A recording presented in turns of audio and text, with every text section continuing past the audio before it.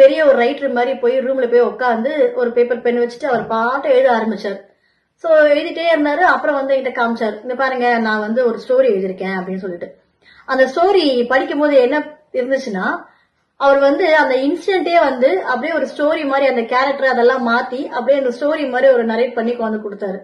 கொடுக்கும்போது என்ன சொல்ல பாரு எழுதிருக்கீங்க இன்னும் அப்படின்னு கேட்கும்போது அவன் சொன்ன இது வந்து ஃபர்ஸ்ட் எபிசோடு, நான் வந்து பேலன்ஸ் வந்து அடுத்த எபிசோடு ஸ்டோரி தான் எழுத போறேன் அப்படின்னு சொல்லிட்டு இருந்தாங்க.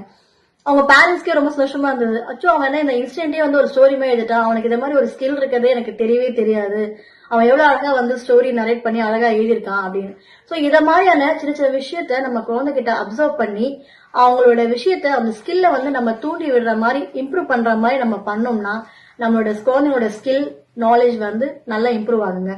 இன்னொன்னு பாத்தீங்கன்னா இப்ப நம்ம ஒரு பெரிய தவறு என்ன பண்றோம்னா, பெரும்பாலும் ஸ்போர்ட்ஸ்னா ஸ்போர்ட்ஸ் ஆக்டிவிட்டியே தான் இருப்பாங்க, இல்ல படிப்புன்னா வெறும் படிப்பாவே இருப்பாங்க. சோ அத மாதிரி நம்ம குழந்தைங்கள ஒரே ஸ்கில்ல நம்ம இம்ப்ரூவ் பண்ணாம மல்டி ஸ்கில் மல்டி டேலண்ட நம்ம போக்கஸ் பண்றதுக்கு அவங்களுக்கு நம்ம தாங்க அத மாதிரி ஒரு சுச்சுவேஷனை கிரியேட் பண்ணணும்.